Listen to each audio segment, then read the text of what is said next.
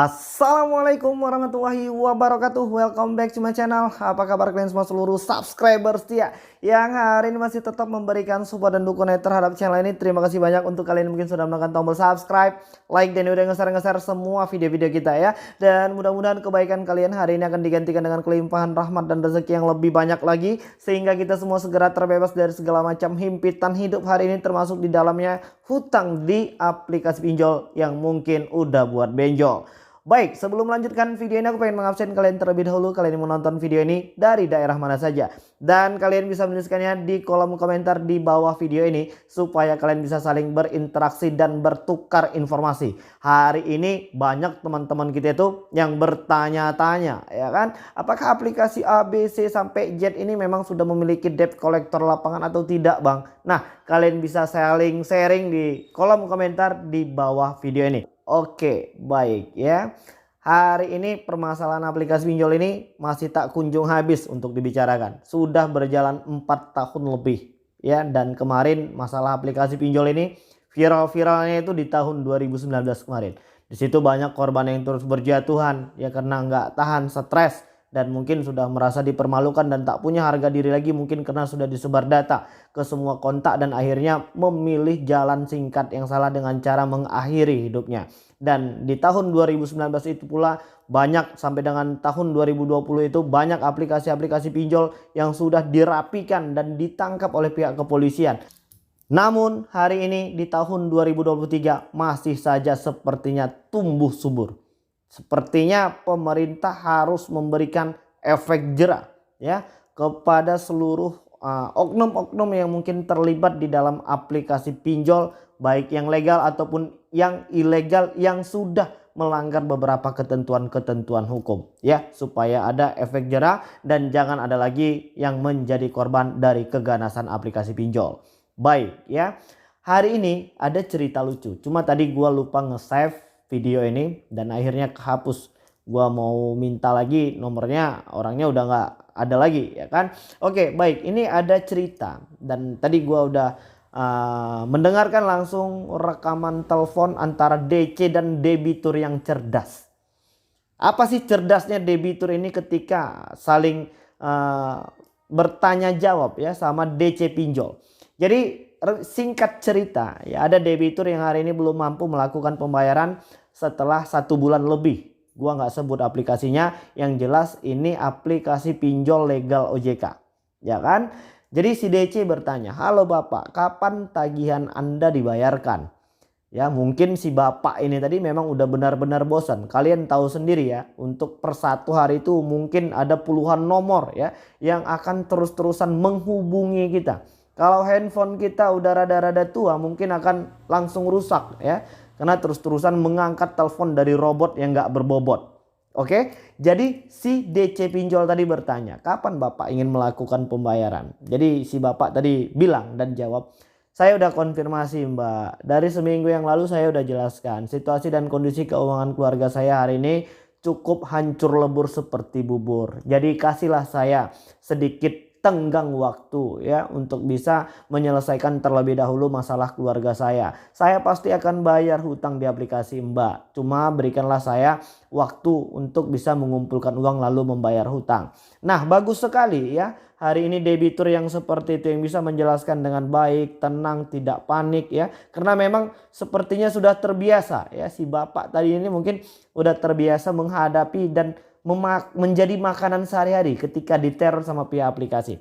Jadi si pihak aplikasi tadi, si DC pinjol tadi masih tetap aja ngotot ya, marah-marah. Padahal tadi si bapak nggak ngegas, tapi DC pinjolnya langsung ngegas. Nah, inilah tadi kesalahan dari DC pinjol. Kita yang tadinya adem ya kan, kita bagus kooperatif, malah tambah digas sama si DC pinjol ya kan. Jadi dia bilang nggak bisa seperti ini, Anda harus segera bayarkan ya, kami tunggu sampai dengan jam 5 sore hari ini. Kalau Anda tidak membayarkan ini, maka konsekuensi yang pertama yang harus Anda hadapi, kami akan menurunkan debt collector lapangan ke rumah Anda. Katanya seperti itu. Jadi si bapak tadi jawab lagi ya kan. Nah, kalau seandainya seperti itu, si bapak bilang ya kan, "Ya silahkan saja datang, lakukan kunjungan dan lihat situasi dan kondisi keluarga saya hari ini seperti apa. Jadi nanti nggak perlu lagi telepon-telepon dan mengganggu aktivitas dan pekerjaan saya setiap hari. Dia bilang begitu.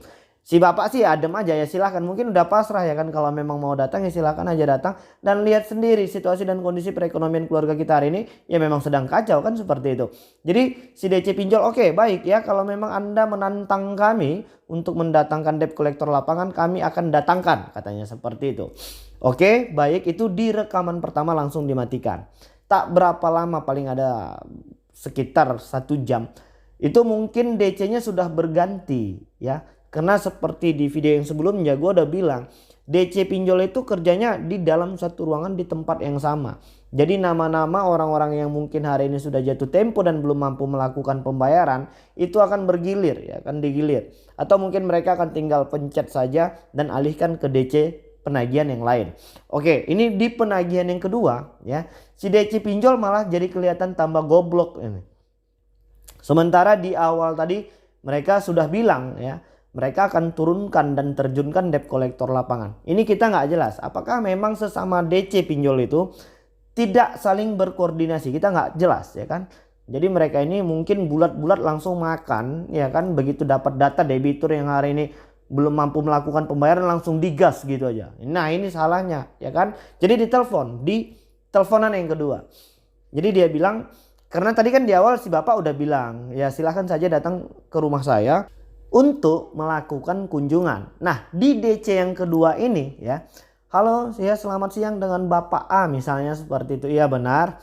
Nah ini tagihan Anda sudah ada ini, sudah berjalan. Ini dendanya per hari sudah 100 ribuan lebih ya. Anda ini mau membayarkan atau tidak ya? Kami tunggu Anda sampai dengan hari ini segini.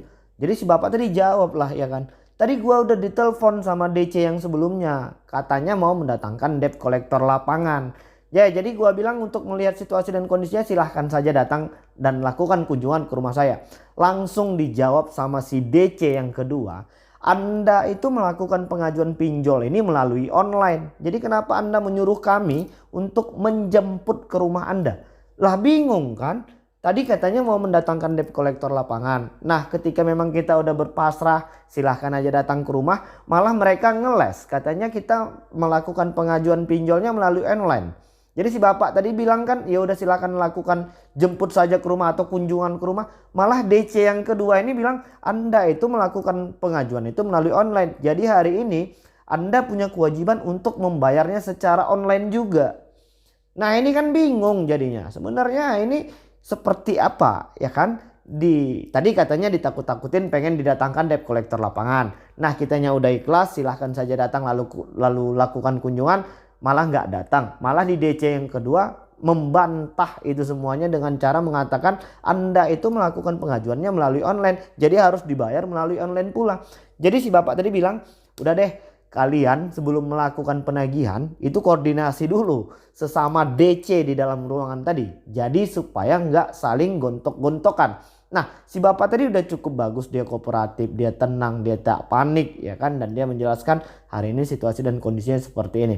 Nah hari ini kan terjadilah kejanggalan. Sebenarnya prosedurnya itu seperti apa?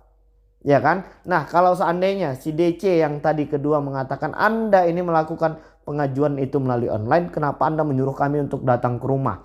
Seharusnya Anda itu membayar melalui online pula. Hari ini banyak juga aplikasi-aplikasi pinjol ataupun mungkin pay letter yang mungkin diajukan melalui online tapi tetap mendatangkan debt collector lapangan ke rumah kita. Ya tahu sendiri kan aplikasinya apa hari ini yang sudah memiliki debt collector lapangan. Lantas hari ini banyak yang bertanya-tanya, Bang itu untuk yang punya debt collector lapangan itu setelah telat berapa lama sih mereka akan melakukan kunjungan ke rumah kita? Banyak ya pertanyaan yang seperti itu. Rata-rata ya untuk pinjol dan pay letter yang sudah memiliki debt collector lapangan itu akan melakukan kunjungan setelah keterlambatan 1 bulan lebih. Jadi nggak usah panik, nggak usah takut. Terus ada pertanyaan, Bang dengan nominal berapa mereka akan melakukan kunjungan? Mau itu tagihan kita itu 100 ribu, 200 ribu. Kalau memang debt collector lapangannya ada di lokasi dan di daerah kalian, ya mereka akan datang saja.